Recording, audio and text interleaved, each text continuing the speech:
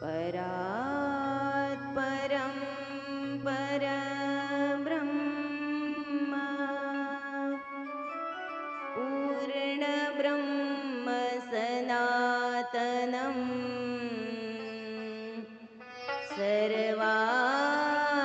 सर्वावतारिणं श्रेष्ठं स्वाश्रित जनतारकं भक्तिधर्मात्मजं नित्यं स्वामिनारायण प्रभो वन्देऽहं सहजानन्दं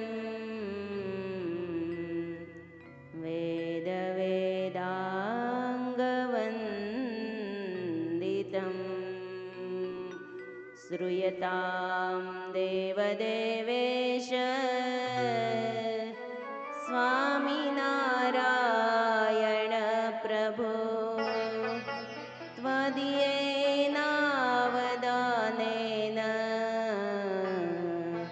कथयिष्ये शुभा कथा। ॐ अवतारिणे श्री स्वामिनारायणाय नमो नमः।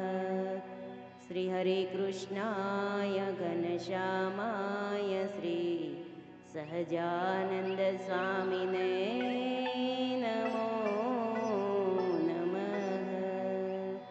बोलो श्री स्वामिनारायण भगवान की जय। श्री हरे कृष्ण महाराज की जय। श्री घनश्याम महाराज की जय। श्री नारायण मुनिदेव की जय। सर्वावतारी आराध्य इष्टदेव श्री स्वामिनारायण भगवान तथा हमारा आदिगुरु अनादि मुक्तराज जीव बालाडुबा तथा पूज्य गुरुजी तथा सर्वे सांख्योगी बहनों पार्षद बहनों तथा सर्वे भाविक भक्तों ने भावथी जय श्री स्वामिनारायण। स्वामिनारायण भगवाननी अपरिमित कृपाथी पवित्र फागण मासमां भगवान ने राजी करवा माटे वृंदावन सोसायटी में चालता राधिका महिला मंडलना आयोजन द्वारा सुंदर मजानु एक सत्कार्यनु आयोजन थयेलू छे। सत्संगी जीवन कथा पारायण चाले छे। स्वामिनारायण संप्रदायनो शिरमोड़ ग्रंथ जे कहेवाय छे, जे धर्मशास्त्र कहेवाय छे, मोक्षकारी ग्रंथ कहेवाय छे, जे कथा सांभळवाथी आपणा आत्मानो मोक्ष थाय एवी सत्संगी जीवन ग्रंथनी कथा नो आजे चतुर्थ दिवस एमां आपणे प्रवेश करीए। सूरत मुनि प्रतापसिंह राजा ने जगन्नाथपुरी में चक्रतीर्थ ने किनारे बेसी अने भगवाननी कथा संभळावी रह्या छे। गई काले आपणे भगवान जेतपुर में गादीए बिराजमान थया त्यां सुधीनी कथा सांभळी। आगळनी कथा आपणे सांभळीए। महाराज ज्यारे गादीए बैठा त्यारे गुरु रामानंद स्वामीए मागवानुं कीधुं तुं त्यारे बे वरदान माग्या था। ई बे वरदाननी कथा हवे आवे छे। रामानंद स्वामीए कीधुं के हे सहजानंद स्वामी आपनी ઈચ્છા નહોતી છતાં અમારી આજ્ઞાથી તમે આ ધર્મની ગાદી સ્વીકારી છે તો અમે તમારી ઉપર બહુ રાજી થયા છીએ, માટે કંઈક માગો. મહારાજે પોતાના માટે નહીં પણ આશ્રિતોના માટે મહારાજે બે વરદાન માગ્યા છે. એ બે દિવ્ય વરદાન ભગવાને ક્યાં માગ્યા? તો એક તો આશ્રિતોના પ્રારબ્ધમાં રામપાત્ર હોય એ અમને આવે અને ભગવાનના ભક્ત અન્ન વસ્ત્રે કરીને સુખી રહે.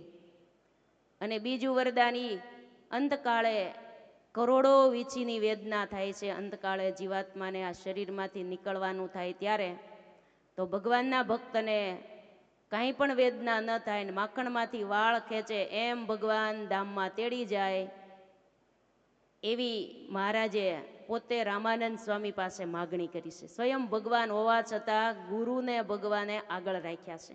નહીંતર ભગવાન પોતે ભગવાનને કંઈ માગવાનું હોય નહીં, પણ આશ્રિતોના ભૂખ અને દુઃખ બંને ભગવાને માગી લીધા છે. તો જોરદાર તાળીઓથી આ બે વરદાનને વધાવીએ. કોણ માગે? આ લોકની અંદર કોઈનું કોઈ નથી. ભગવાન એક જ આપણા છે. ભગવાન એક જ આપણા ભૂખ અને દુઃખની ચિંતા ભગવાન કરે છે. ગાદીએ બેઠા ભેગો ભગવાને પહેલો જ સુધારો કર્યો. પહેલી જ ભગવાને માગણી આ કરી પોતાના આશ્રિતોને માટે. જેમ મોદી સાહેબે ગાદીએ બેઠા ભેગો જ ધડાકો કર્યો નોટબંધીનો, એમ જ સ્વામિનારાયણ ભગવાને ગાદીએ બેઠા ભેગા ભૂખ અને દુઃખ આશ્રિતોના માગી લીધા ભગવાને. લ્યો, એટલે ભગવાનના ભક્ત કોઈ દી ભૂખ અને દુઃખ, અન્ન અને વસ્ત્રથી ભક્ત કોઈ દી દુઃખી ન હોય. ભગવાનના ભક્ત તો અન્ન વસ્ત્રે કરીને સુખી જ હોય છે. ભગવાનની આ કરુણાની કથા હવે આવે છે. ભગવાને ભક્તો ઉપર કેવી કરુણા વરસાવી છે. ભગવાનનું કરુણા નિધાન એવું નામ છે. એ ભગવાને પોતે સાર્થક કર્યું છે. ત્યારે ભગવાને ભૂખ અને દુઃખ દ્વારા આશ્રિતોના દરેક આલોક અને પરલોકમાં ભગવાને સુખી કર્યા છે.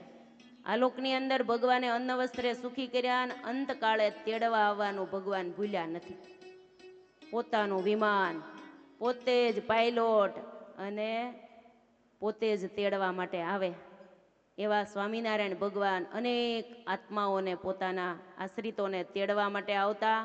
આલોકની તો ચિંતા ભગવાને કરી, પણ અંત સમાની પણ ભગવાને ચિંતા કરી કે જે અમારા આશ્રિત થાય અને અમારી ભક્તિ કરે અને અમે આલોક અને પરલોકમાં બંને રીતે સુખિયા કરશું. અંત સમયે નહીતર જીવાત્માને કેટલું દુઃખ હોય. તો સ્વામિનારાયણ ભગવાને અત્યંત કૃપા કરી અને કાપી નાખ્યું ભક્તોનું દુઃખ. છડી ચોકે ભગવાને વાત કરી કે મારા જનને અંતકાળે જરૂર તેડવા આવવું, બિરુદ મારું ન બદલે તે સર્વે જનને જણાવવું. અંતકાળે મારે મારા જનને જરૂર તેડવા આવવું. આમ ભગવાને પોતે ચડી ચોક જાહેરમાં કીધું છે. એક એકને નથી કીધું, જાહેરમાં મહારાજે કીધું છે મારા જન જે થાય એને મારે તેડવા આવવું છે. એવો સત્ય પ્રસંગ અનેક થયા ભગવાન તેડવા આવ્યા હોય એના. અમરેલી પ્રદેશનું કરકોલિયા નામનું એક ગામ છે. થોડાક વર્ષ પહેલાનો આ બનેલો પ્રસંગ. ત્યાંના એક રામજી બાપા કરીને એક ભગવાનના ભગત હતા. સ્વામિનારાયણ ભગવાનના આશ્રિત, સેવા પૂજા મંદિરની કરે, મંદિરનું ફળિયું વાળે, આખો દિવસ ભગવાનની ભક્તિ કર્યા કરે. ભગવાન જાગે ત્યાંથી પોઢે ત્યાં સુધી મંદિરમાં જ હોય. આખો દિવસ વાળે ચોળે, શાસ્ત્રો વાંચે, ભગવાનની સેવા પૂજા કરે. આવા ભગવાનના ભગત. પણ ઉંમર થઈ એટલે થોડીક શરીરમાં પણ બીમારી આવી, પડખામાં ગાંઠ નીકળી, દવાખાને દાખલ કરવામાં આવ્યા. પણ આ બાપાએ કહી દીધું કે મારે હવે દવાખાનામાં નથી રહેવું. જેથી ભગવાન તેડવા આવે મારે હાજુ થવાની ઈચ્છા જ નથી. હાજા થવા માટે જ દવાખાને જવું પડે છે ને. બસ જ્યાં સુધી ભગવાને રાખવા હોય ત્યાં સુધી રાખશે. મારે તો ધામમાં જવાનું ઉતાવળ છે. જેથી જેમ વહેલા લઈ જાય એમ સારું, એમ એની ઈચ્છા હતી. ભગવાને દર્શન દઈને કીધું પોષ સુધી 30ના દિવસે ભગવાને દર્શન દીધા આ રામજી બાપાને કે કાલે 9 વાગે અમે તમને ધામમાં તેડવા આવશું, તૈયાર રહેજો. મહારાજે પૂછ્યું બાપાને, તમે અમારા ભગત છો, બહુ ભક્તિ કરી છે, સેવાય એટલી કરી છે, તો તમારી ઈચ્છા શું છે? તમે જે કયો એ લઈને તેડવા આવી. રથ લઈને આવી, વિમાન લઈને આવીએ, માણકી ઘોડી લઈને આવીએ, તમે કયો એ વાહન લાવી. ભગવાને સામેથી પૂછ્યું. કેવા ભગવાન દયાળુ, જો ભગતને પૂછીને પછી તેડવા આવે, ભગતને જે વાહન ગમે એ. તો આ બાપાએ શું કીધું, મહારાજ મને માણકી ઘોડી લઈને તેડવા આવજો.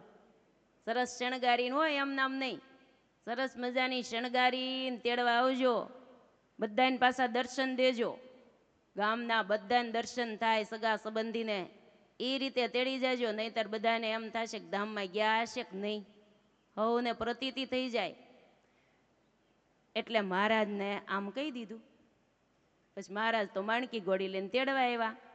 ઓસરીને કોરે માણકી ઘોડી ઊભી રાખી અને બોલ્યા, મહારાજ ઘડીક ઉભા રહો, આખી જિંદગી જે મેં પદ ગાયું છે ને એ પદ ગાઈને પછી મારે ધામમાં જવું છે.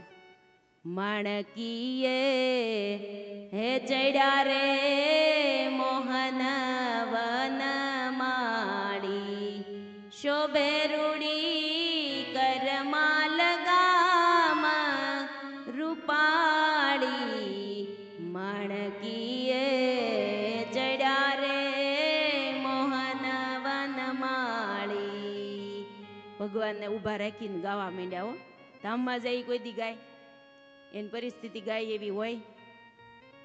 ભગવાનની સામે ઊભા ઊભા કીર્તન ગાયું કે મહારાજ આખી જિંદગી મેં આ પદ ગાઈશ, મને બહુ ગમતું હતું. જો આપણે એવા એકાદ બે પદ ગમતા હોય એવા રાખવા. હો, કીર્તનાવલીમાં કેટલાય પદો હોય, આપણા ચોઈસ પ્રમાણે કંઈક નક્કી કરેલા હોય, આ પદ મને બહુ ગમે.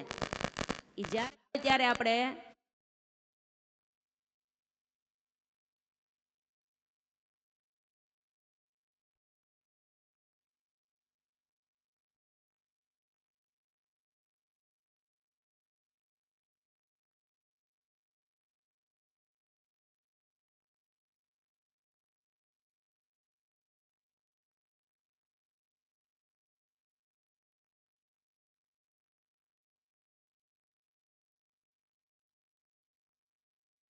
આત્માને કાઢીને દિવ્ય દેહ ધારણ કરાવી બધા ભાળે એમ માણકી ઘોડી ઉપર ભગવાને આગળ બેસાડી દીધા. અને માણકી ઘોડી આંખના પલકારામાં અદૃશ્ય થઈ ગઈ. પંચ ભૌતિક દેહ પડ્યો રહ્યો. કહેવાનું ઈ, જો ભગવાનની ભક્તિ કરી હોય ને એને ભગવાન આમ ચપટીમાં ધામમાં તેડી જાય. ચપટી વગાડે એટલી જ વાર લાગી. માખણમાંથી વાળ ખેંચે એમ ભગવાને આ વરદાન સત્ય કરે છે કે નહીં? ત્યારે કરતા અત્યારે કરે જ છે અને કરશે.